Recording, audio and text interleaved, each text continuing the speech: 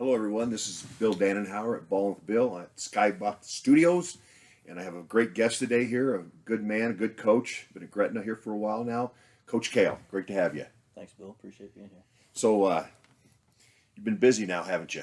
Been busy, yeah. Got a lot going on this spring, but that's a good thing, So it makes the school year go by a little quicker. Sunshine's been nice, hasn't it? It has been, yeah. A lot of, I coach track now, and a lot of times we're indoors right now. We've been fortunate to be out on the track and do most of our workouts out there. So we're taking advantage of what we can because we know probably a good chance it might switch up here pretty soon. Yeah, we're still in Nebraska. I'm sitting at a baseball game watching my son one day and started sowing May 6th. I never forget that. And it got real cold, and they had to cancel the games and everything. Yep. We all went home. Snow came down. And it went from like 60 degrees to 35 and nothing like that. Try to tell the kids that too, because sometimes they don't think they need sweats and all that stuff too. So they just understand that it can change from the morning to the afternoon. Nebraska, you got to be ready. You got to be prepared. Right. You can always take off, but you can't put back on if you don't bring it with you. Exactly. Yeah. Anyway, I always used to start off with my guests. I like to start off. How'd you get started in football, Coach? That's just time from as a little kid. I grew up in a small town up in northeast Nebraska, Ponca. Okay, from Ponca. Yep. And just as kids, we just are outside all the time, and whatever season it was, we were out playing sports. And basketball season, we were playing basketball. Baseball season, it was baseball, and football always just seemed to be a love. We just go find an open park or open spot and field somewhere and play some football, and that just developed into watching my older brothers play and watching Nebraska in the 80s and in the 90s, and just always loved the game. So from that, I just continued into high school and played football in high school and had some good coaches that were good influences on me, and they kind of kept that fuel going, and so it was something I had a hard time getting rid of. I didn't know if I was going to get into teaching and education when I got out of high school, and fortunately my old high school coach, Mike Davis, he called me when I went to college and asked if I'd come back and help him my freshman year of college.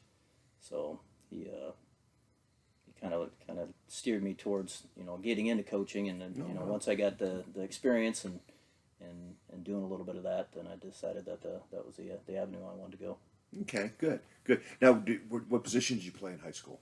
I was a slot receiver. Okay. So I had a running play, and then some pass plays, and then defensive back on the defensive side of the ball. Where'd you go to college at? Wayne. Did you? So yeah, it's not far from Ponca. Nope. So yeah, it was an easy drive coming back. So going back and forth to school and stuff. Right. Now, who's the football coach when you? Was Dan still the football coach when you, or was this before Dan McLaughlin? Before. Wagner was there right when I got there. Okay, Denny Wagner. And then I think it was Hanson. Something like that. Yeah. Because Denny had a play. He had Chamberlain. He had a lot of good players there. Some real good football. Yeah. Yep. So there was good things going on there, and they were fun to watch. And went to Wayne and got into education there. And, like I said, the getting back into coaching was something that I thought I wanted to do, just wasn't sure until I actually went back and did it. Did you? So now, did you start out in education when you first went to Wayne? I didn't have a declared major. Okay. So I went there and just kind of because unsure, and then, like I said, then when my coach called me back and asked me to do it, it was just something that it like I said, kind of propelled me that direction. Oh, cool. So, what did you coach there? Did you just coach football, or did you coach other sports when you were at? Just coach Ponca? Football. My old basketball coach asked me to come back, and it was over the winter months might have been a little bit more tricky. Bob Hayes, I remember that name. Yep, he's coached basketball up there for a long time, and for the boys, and then he retired. He's actually coaching girls basketball now, and they were just running state championship the other night. Where's he at? Ponca. Oh, he's at Ponca. State They of won. Ponca. Oh, good for them. Yep, they played. They got beat by Crofton the other night, but he's another guy that's been he was talking to me about coaching too, and he was a good influence for me as far as getting into education. I think a lot of the stuff that I've done throughout my career, I've kind of based off some of the things that he's done. Now, how was that like going to coach and then come back and still be a student? I mean, because you're still a young guy. Right. You're not that much older than the kids playing. Yep. When you look at it, and you probably played with some of them too. Yep. It was a good experience. I think Coach Davis, the one thing he came and pulled me aside right away was, and just kind of that once you first get into coaching, understanding that you really have to separate yourself from the kids. Right. You still have to. You're trying to gain that respect, but they can't call you by one of your nicknames you had in high school. Yeah, because they knew you back then too. Right. You got to be. If they address you, you're Coach Kayl, and so you're kind of going through that process and earning the respect, based off what you're trying to teach them, than maybe just hanging out with the kids you'd hung out with maybe a few years before. Gotcha. I know. I think that'd have been interesting because you look at it, you're still 18 years old and 19 years old, and you're coaching people that knew you probably grew up with you because it's not that big of a town, so it had to be interesting. No, yep. And challenge. I mean, to kind of adjust right away and be a leader and be that kind of and change your attitude, I should say. It was, and I actually stayed up there for a few years. Coach Davis ended up going to UTAN. That's right, he did. He's retired now, isn't he, Coach? He's retired. He's doing officiating. So, okay, that's where I've seen the name. Yep. So I see him around every now and then. I still text him quite a bit, and he's been a good influence on my life. But I actually went back and coached a few years after that. Coach Davis left. I took a year off, and then they hired Mitch Albert was his name, and I helped him coach in the late '90s at Aponka. So kind of through my whole college career, I did some coaching. Okay, and this is before you graduated, right? Before I graduated. So what'd you do after you graduated, Coach? Well, when I graduated from Wayne, I got a job out in western Nebraska, out at Ord. Oh, good old football town there. Yep, good people. And I was out there about 5 years, and a guy by the name of Randy Geyer was a head coach there, and then Carl Streeter, he's still out there, and I see Carl, he just won a state championship, so Ord, they won class, I think C2 this year. I think, yeah, you're right. Yep. So they've won a lot of state championships out there, though. They've been good for a while. I mean, they were good when I was in high school. They're just some tough kids out there in a nice community. So that was a good experience for me, and I was out at Ord for about 5 years. And what positions did you coach out there? DBs and receivers. Okay. And then I did some special teams. Okay. So got some, kind of get into the old teaching and coaching at that point. Rather than what did you teach when you were out there? PE. PE. So you had your PE certificate then. Right. Good. Right. So certified and got a good experience, and I got most of my family was in this area, in the Omaha area or northeast Nebraska. So I just ended up moving a little closer to home. I got a job at St. Albert in Council Bluffs. Okay. Who was the head coach when you got there? Jim Duggan was the head coach when I first got there. Yeah, Jim's a good man. Very good. Yep. He's down in Texas now, right? He actually is back. He so he left when I was. Because his sons are playing down there, right? Yeah. So he left and went down there, and he coached a couple years down in Texas, and then he came back, and he took over at Lewis Central. Okay. So he coached at Lewis Central for 5-6 years. Yeah, he did. Max came through. Right. And Max ended up going to TCU, and so I knew Max when just a little kid, and fun to watch him. That kid's pretty talented. Now, did he move back to Texas? No, he's still up here. Is he still in Iowa? He's just retired from teaching and coaching. Just retired from teaching, and then he just goes down and watch Max. Yeah, because is he starting yet or at TCU? Yeah. I thought so. Yeah. Okay, that's good. He was a heck of an athlete in high school. Yep. He's actually started a couple years, and he's fun to watch. So what was it like coaching for Jim? I've known Jim a long time. What was it like coaching for him when you come from a small school and going over to St. Albert's? It was good. It was Jim and Kevin Colgett, and there's just several guys there that they really get a lot out of the kids out of that school, and I learned a lot from them guys. And they work those kids through the summer and then through preseason practice, and at times that football team probably wasn't the biggest team on the field, but they just played. They've always played hard. Played hard, yeah. And Jim really brought that out of kids. He really does a good job of getting the most out of kids, and so it was, Jim was there, I think, 3 years before. I was at St. Albert about 9-10 years, and Jim was probably there 3 or 4 years, and then he went down to Texas. Right. So it was who came in after good Jim? Experience with him. Kevin Colgett. He would have been the D coordinator for Jim. Okay. Is he still there now? He went back, and Kevin took over, and then he retired here, stepped down a couple years ago, but now he's back, and this last year he helped Jake Driver, who's another guy that was on that staff. So he's assistant up there now? He's an assistant now, yeah. So Well, they've had some good coaches there. They really have, yeah.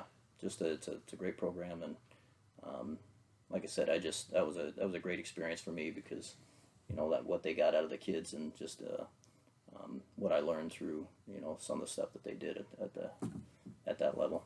So where'd you go now? Where'd you go after that? St. Albert. From St. Albert, I went to Gretna. So Gretna, about 2014. I went over I was able to get a position at Gretna, and I knew it was a good district. I had some family at Gretna, and tough opportunity to pass up. It was really kind of it was hard for me to leave St. Albert because I was really, really close with the people there, but like I said, it was a tough opportunity to pass up. I knew Gretna was going to be growing, and there'd be a lot of opportunity at Gretna. So, what position would you come in as a coach in 14 with them?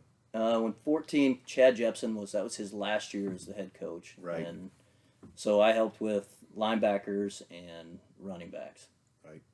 And then actually no, sorry, getting ahead of myself. It was linebackers and receivers at that point, and then Chad went to be administrator. He right. was the AD. Because there's a lot of coaches that are administrators at Gretna, aren't there? Because I remember when I was at Dana, there was a coach, and then he went on to be AD. Then I think he's in administration there too. When I first started. Yeah, there's several of them. Yeah, and it's good to have those guys around there. Yeah, they're good support. Great support, and they've been a part of the program for years, and right. Gretna's got a great tradition, and they do. It's good to be able to talk to those guys and still have those guys around. So after Chad left, and Dave Schrader took over.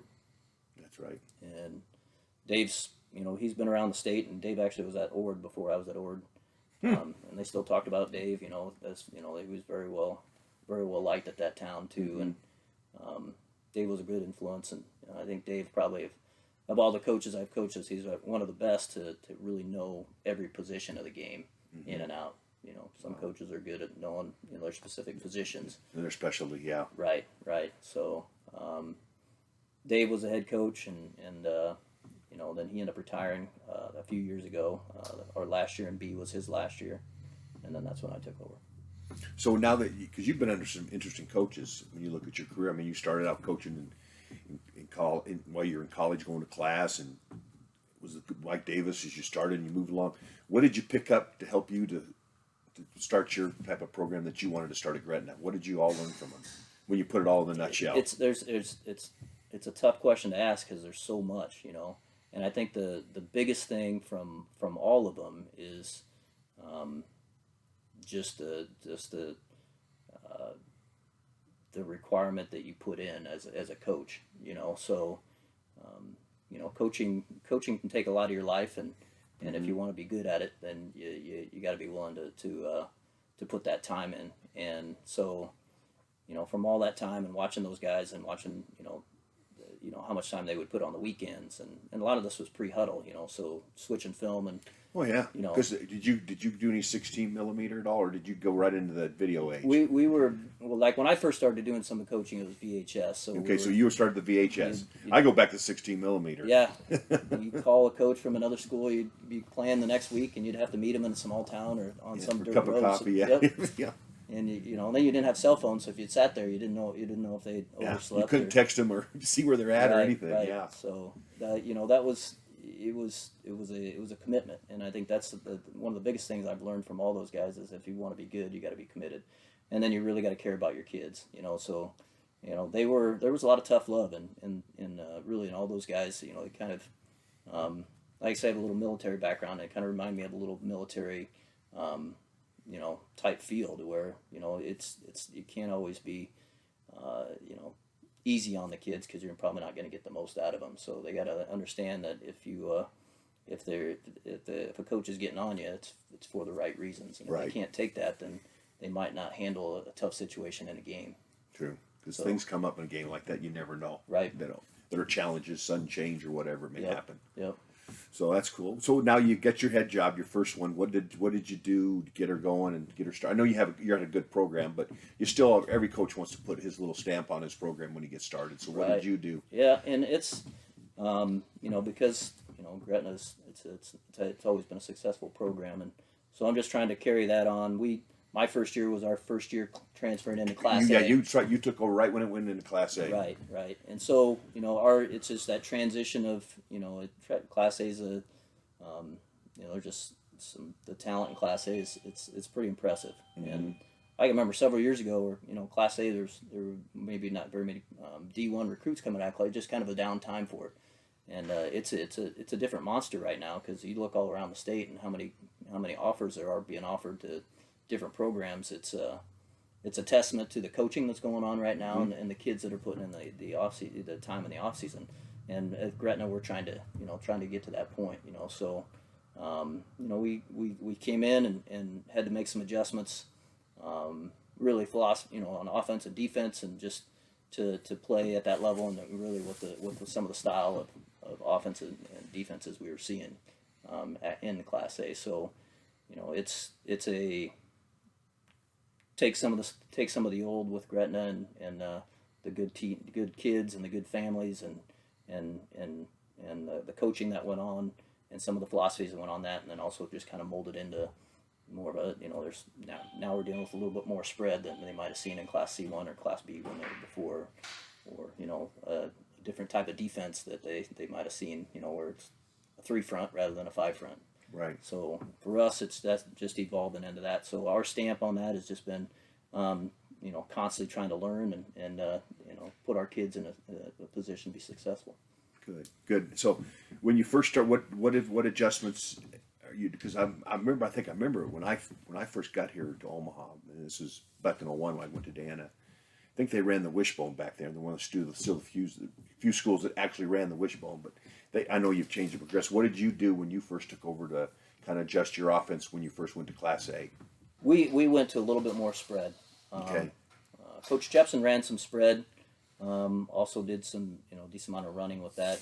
Coach Schrader was we'd throw the ball around a little bit too, and but he really liked to run the ball. We had some good tailbacks. You did, and we were able to kind of solidify things with the run game and then hurt people with the pass there. In Class A, up front, we're not the biggest team when we step on the field. We got to spread things out a little bit, and we're trying to keep teams honest and maybe just not load the box on us. So we have a quarterback that started the past couple years that can throw the ball pretty well, and then we've had some receivers there. So for us, our adjustment maybe is to do a little bit more of a spread offense and a screen game, and then run some power and some inside zone and we're just not gonna be able to line up and just try to put a fullback in the game and try to smash mouth people, because don't have enough big guys up front. Personnel wise, we might be a little undersized for some of that. So defensively, we've always I've always kind of been a 4 person. We've had to make some adjustments on that. I know when I first got to Gretna, we ran the 5 mostly, and then we transitioned into the 4 a little bit more, and again, you get to Class A, and even in a 4, it's tough to run just a 4-4 with a single high safety, because you're gonna get leave some people on the island. Right. So getting 2 safeties and getting guys in the right spots for that, and getting personnel. So we're still evolving on some of that, and so again, the stamp or the mark that we're trying to get out of that is finding out the personnel that we have and what's going to be effective for us and the teams that we play. How many kids did you graduate last year? 23. So how many you got returning that played for you? Contributed. I should say some of that paperwork out. We have a pretty good nucleus of kids coming back, and I think offensively and defensively we're going to have 6 to 7 starters coming back. Good. And guys that played a decent amount. So gotcha. It's a good senior class, and it'll be a tough class to replace. But we did play a decent amount of younger guys last year, and they're excited about kind of where things are going, and our lower level teams, our JVs and our reserves and our freshman teams had good years the past few years. We're just trying to build on that and get the kids buying into things, and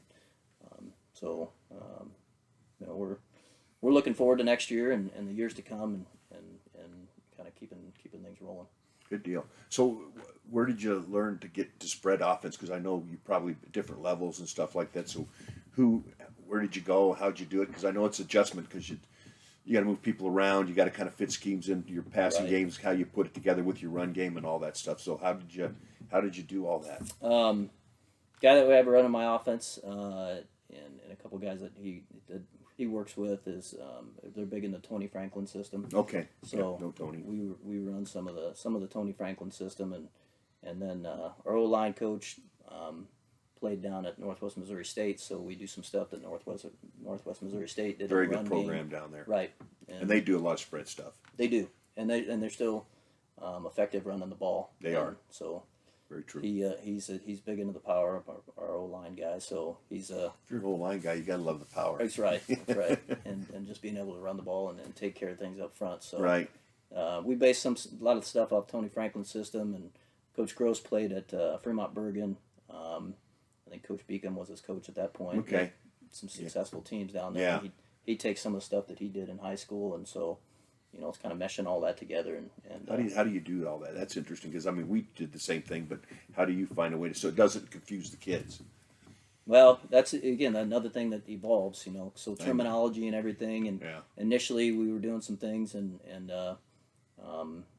we had to pare it down. That first year going into Class A, we were trying to put things in, and we thought it. Of course, what you say and what you get out of the kids sometimes doesn't always match, and Right. so the kids were maybe having a little confusion on what we were trying to ask of them. So just paring some of the terminology down and really simplifying some of the routes, and having your base,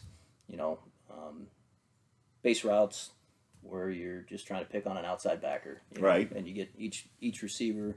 In the past, we'd kind of try to have receivers learn all the receiver positions.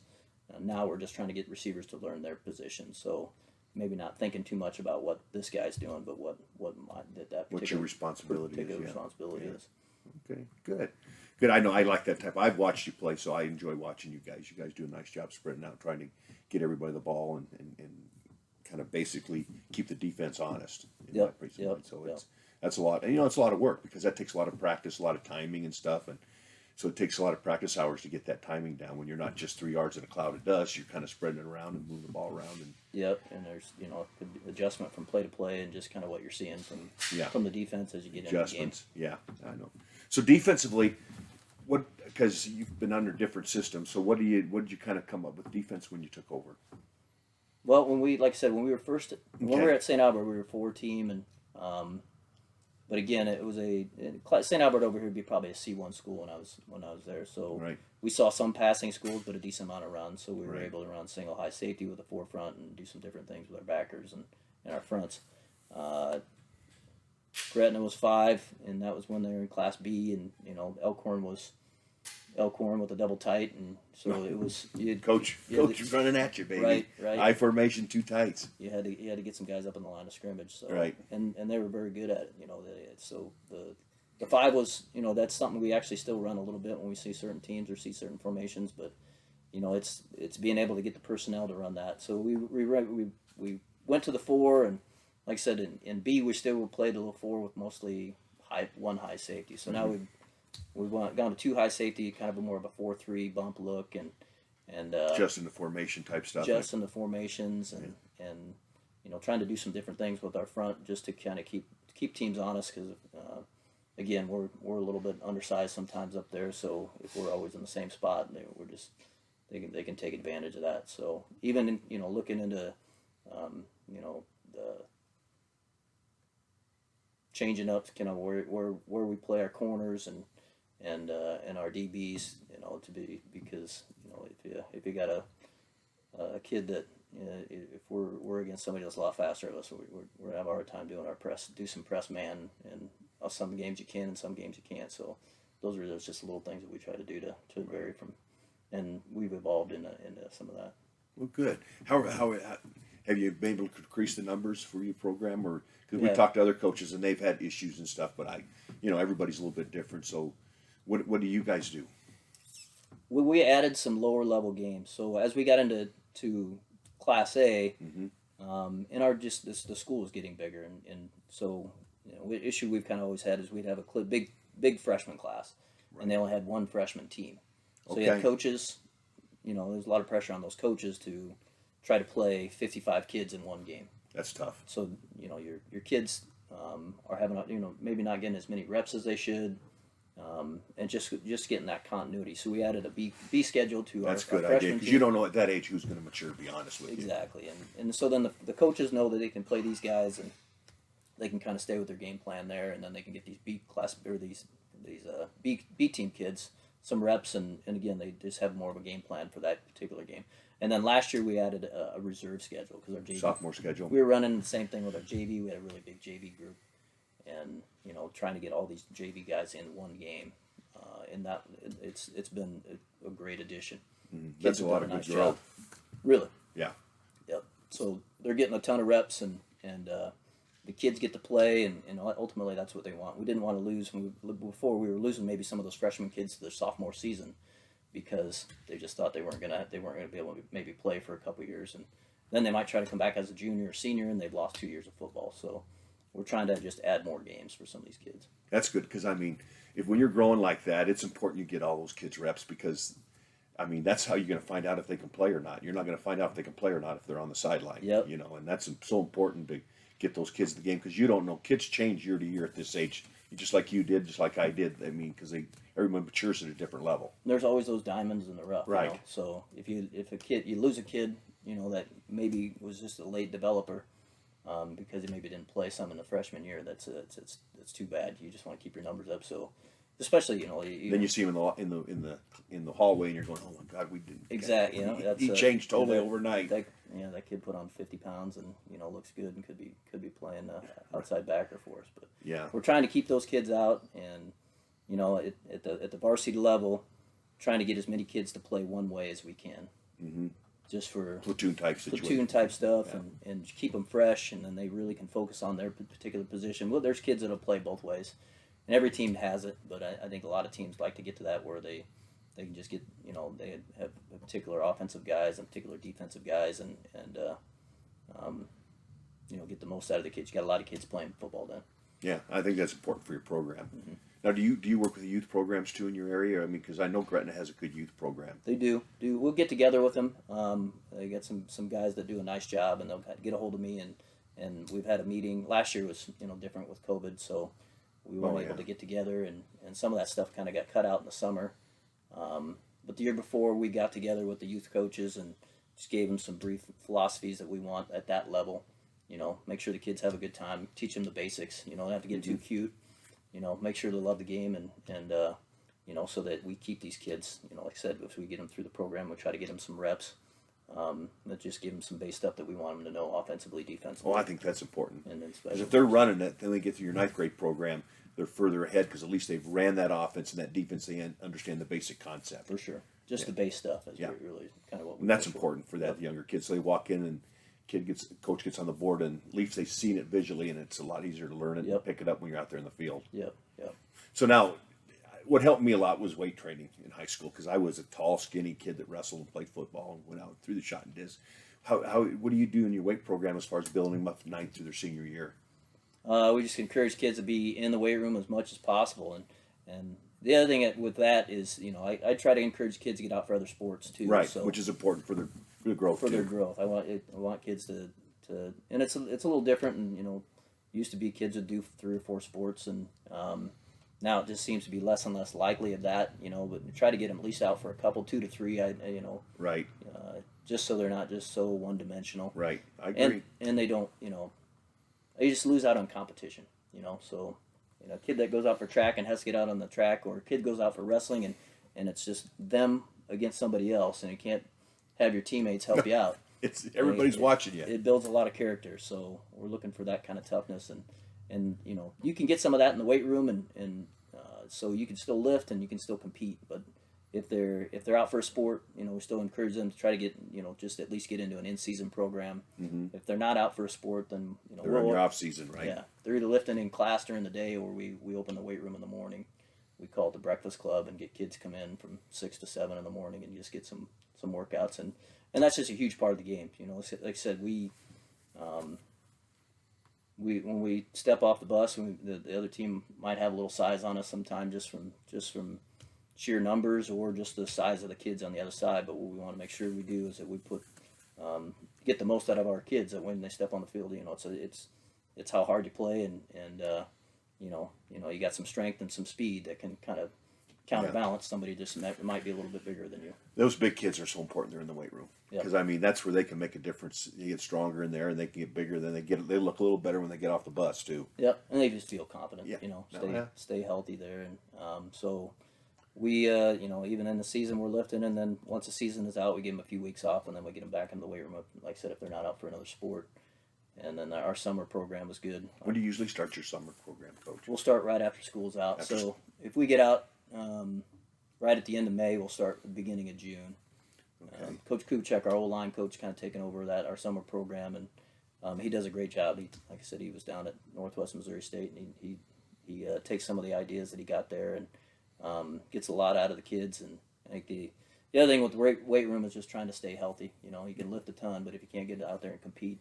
And how you transfer is so important too. Exactly, yeah. So, keeping them healthy and get them strong and fast, but they got to be able to compete. So balancing all that together and pushing the nutrition aspect and getting them to eat a lot. A lot of these kids just don't understand, just eating. Especially there's changes metabolically are so fast at that age. Yep. That if they're doing all the exercises and things like that, it's important they fill it with calories, and they just don't. Sometimes they don't eat. They don't eat. They wonder why they're not putting any weight on. Yep, and they're constantly active and they just burn it. So Yeah. Eating multiple times a day and still trying to tell them you got to find some rest here or there because your body still have to still do the recovery and otherwise you're just gonna have some overuse injuries. But Right.